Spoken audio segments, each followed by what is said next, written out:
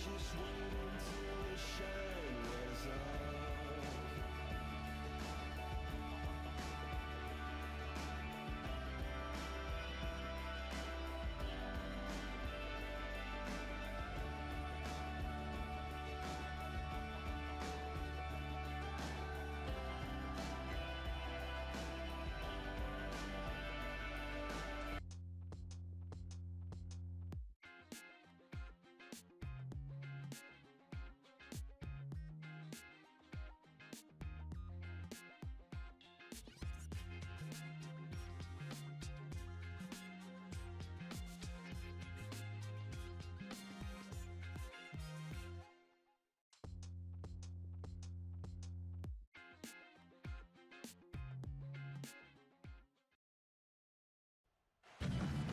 It's an Eastern Conference matchup as the Toronto Raptors come into town for this one.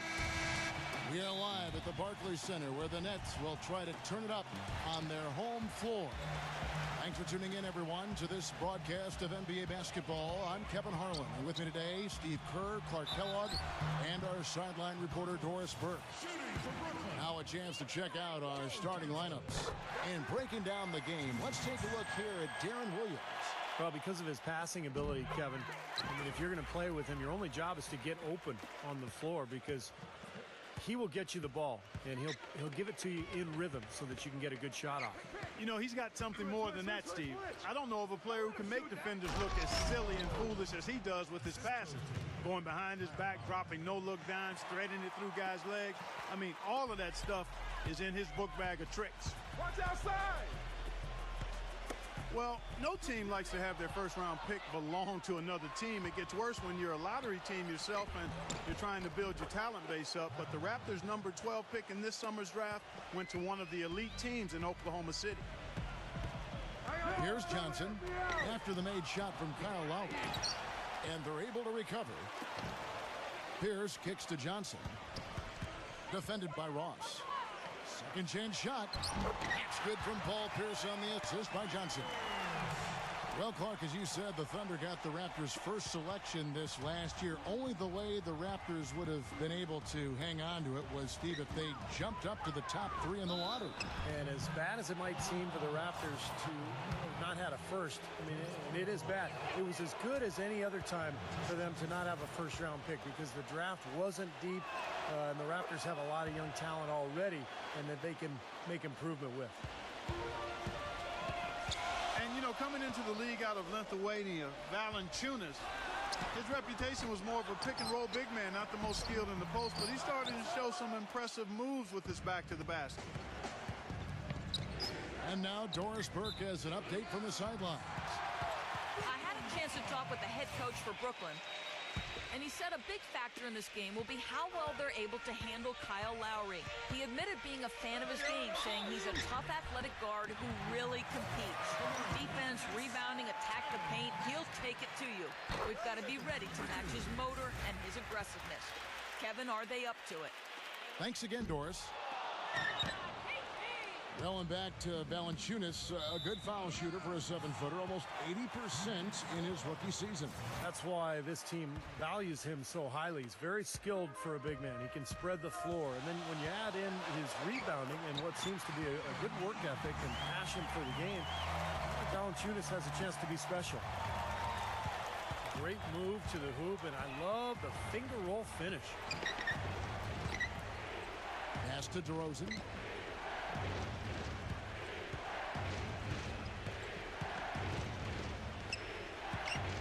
Just 5 to shoot.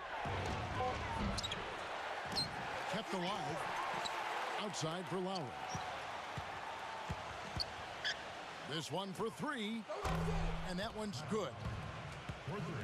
Lowry's got 5 points so far. That's like a layup for him. He's just wide open out there. Into Johnson. Good, and it's Williams who picks up the assist. I'll tell you what, the post play has been rock solid right off the bat. Well, that's the key to basketball. Get the ball inside, into the paint, either with a pass or with penetration. There's the dish to Lowry. And taken away by Johnson. Right through the D for the layup. Johnson's got his second basket of the game. Here's Lowry. He's got 5. Left side Lowry. And the foul called on Joe Johnson. That is his first foul of the game.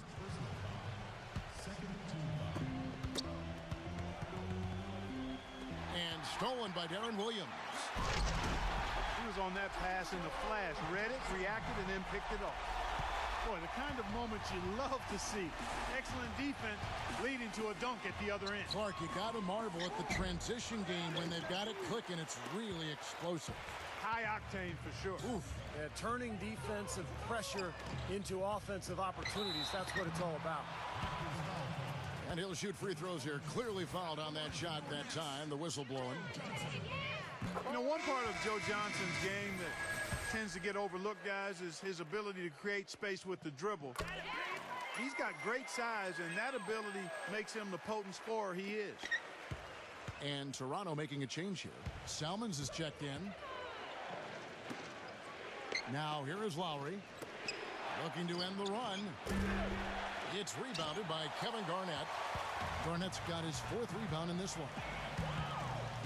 And for Joe Johnson, as you mentioned, Clark, great size, and he's comfortable, truly, Steve, from shooting anywhere on the floor. Yeah, and whether it's a spot up or off the dribble, he can go either direction. He's so strong, excellent ball handling ability. But I think he could do a little more damage inside if he chose to. He's got the body to be a good post-up player. No good from Valanciunas. Into Johnson. And it's good. Assisting on the play was Williams. Williams has got 5 assists in the game. Well played right there. You can feel the momentum changing. I think this lead will continue to move upward unless something unforeseen happens. So timeout called here, the first for Toronto. And Toronto making a change here. DeRozan's checked in. Raptors trail by 10. Lowry passes to Ross. Back to Lowry. From deep.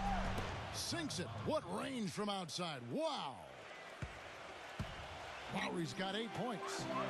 Of all the guys you want to leave open out on the perimeter, he is the absolute last guy on the list.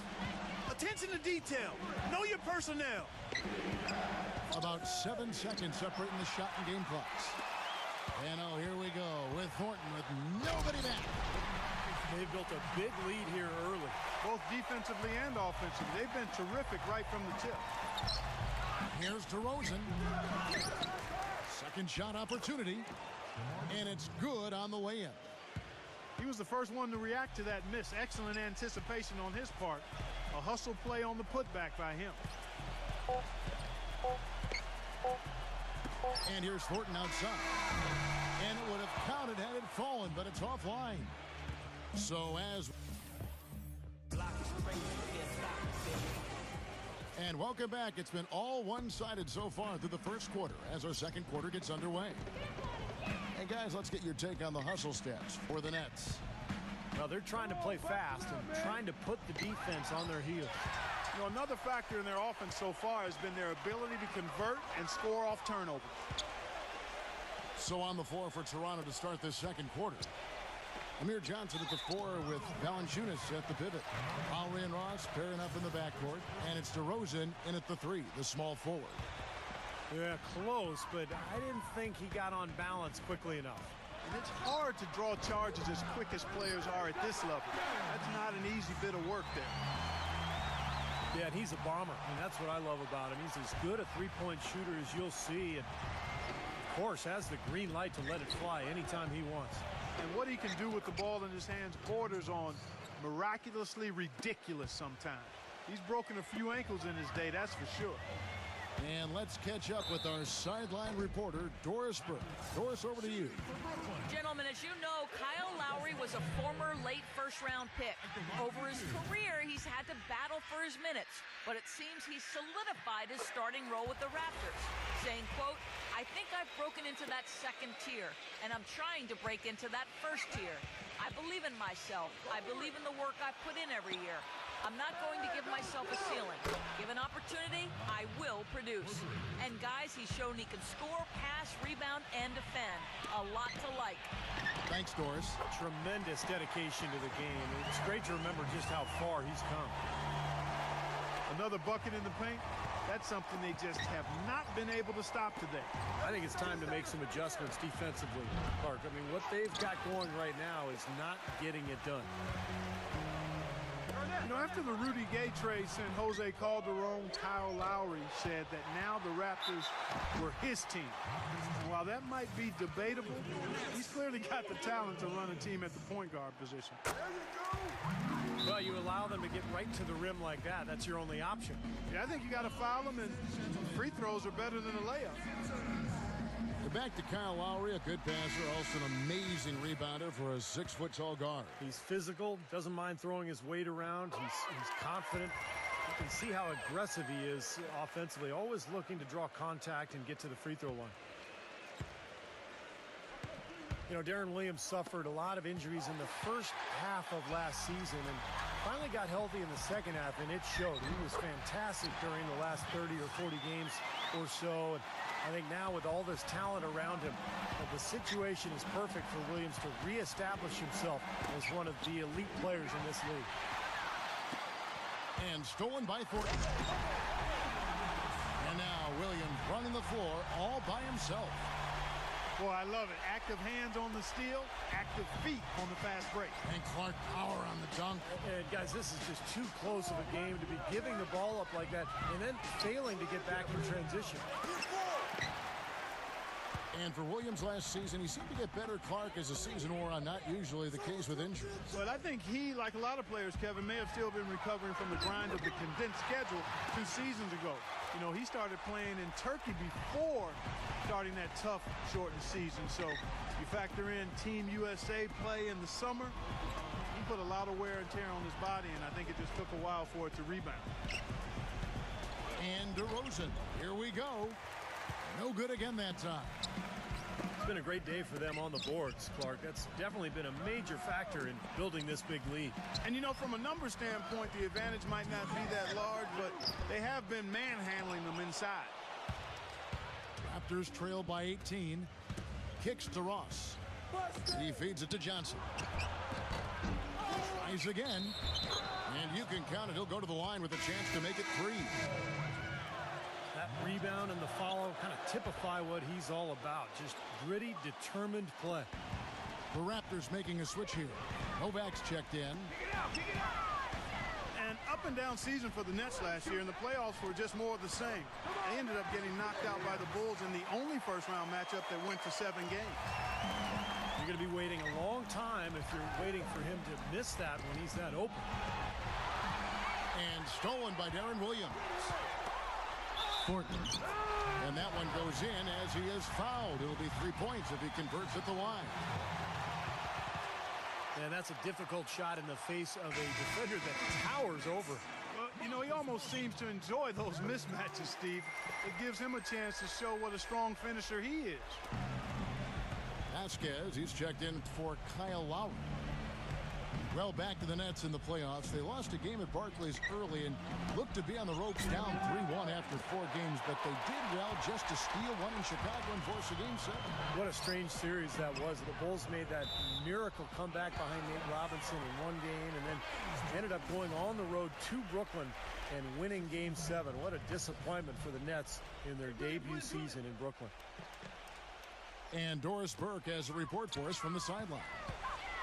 Well, gentlemen, a quick turnaround for Jason Kidd from a player to head coach. Many felt he could still be playing if he wanted, but he said, quote, "My biggest fear had always been getting hurt and not being able to leave the game on my own terms." It worked out well for him, and guys, just like his playing days, always thinking a few steps ahead. You bet. Thank you, Doris. Novak outside. An 8-rebound advantage like the one they have now is always going to swing the score hard in that team's direction. And that's certainly been the case today. Their rebounding has made a huge difference. Vasquez. That's good, and it's Johnson with the assist. Vasquez has got his first bucket of the game, and he's on the board for 3. Here's Thornton. That one goes. Count it. How about that, going up strong? I mean, he doesn't care how much height he's giving up. It's attitude with him. And boy, that looked like goaltending. Yes, it is, and so they will award the basket there. He didn't get to that one quite in time, Kevin. Those can be tough to gauge sometimes. And you can hear the reaction of the fans to that call. Well, it's obvious they did not like it, Steve. Williams dishes to Garnett. Back to Williams. It's stolen by DeRozan. And through the first half, a pretty lopsided affair.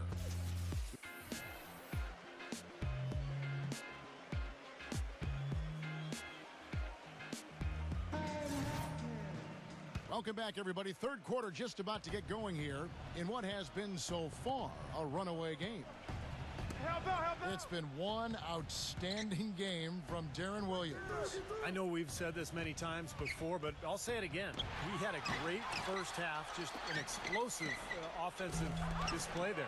At the end of the day, I wouldn't be surprised if we're talking about what a great second half he had. He can usually keep it going for all 4 quarters. The front court trio of Pierce, Garnett, and Brook Lopez.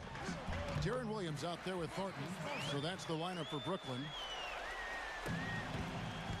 And it's nice to see Raptors coach Dwayne Casey getting another chance at being a head coach. A lot of people felt he got a bum rap back in Minnesota in 2007. He had that team overachieving at 500 when he was let go. So I'm glad he's gotten a second chance and he's making the most of it. And you go back to that Timberwolves team at 500. Casey was let go, and then, Steve, they went 12-30 after he was gone. Yeah, they struggled with his departure, and a lot of the players actually were sad to see him go. So, you know, that's sometimes the case in the NBA. You know, coaches get blamed for everything, fairly or not. And in Casey's case, I respect the fact that he got back to work, did a great job in Dallas as an assistant, and is now the head man in Toronto trying to get this team turned around. No good on the second free throw. Hey, guys, you know, the Raptors were at the bottom of the Atlantic Division once again this past season, but the silver lining there is that they seem to be improved as a team. The problem is the rest of the division improved right along with them. Terrific defensive play to cut him off and square up. And he took a shot, excellent toughness to get in there and make a play. I love that kind of work. They've been good on all 3 of their shots since coming out of the locker room at the break. And here's Lowry, following the 3 moments ago from Thornton. And DeRozan, here we go. Ross, Johnson kicks to Lowry. And the Raptors miss again. Ugly start to this second half, guys. They've missed all 4 of their shot attempts. And here's Thornton outside. They get the rebound. Here's Garnett. Laid in with a nice touch off the glass. Garnett's got 4 points this quarter. They've been so efficient in the paint in this game. That's an area they've totally dominated. You know, once they ID'd the edge they had inside, they just continued to attack it. And DeRozan, here we go. Gets it to go. Well, the Raptors, the bottom of the Atlantic with a record of 5-11 against the rest of that division. They'll need to do better than that to climb out of the cellar this season. Well, it's going to take a lot. Raptors won 34 games last year, but they still found themselves struggling to win games in the Atlantic. It is a good division, but they can make improvement. There's plenty of talent there, and I think that's going to be one of the keys this year, how well they play against teams in the Atlantic. Some rugged defense there against one of the stronger finishers in the game. To the middle, and it's blocked by Ross. That's out of bounds. Brooklyn will retain possession. A little over 2.5 minutes off the clock in this final half of play.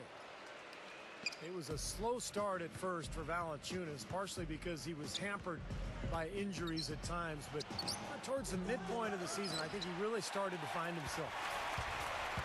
You know, he just hasn't looked right to me. A bit out of sorts, if you will. Something's off with his mechanics.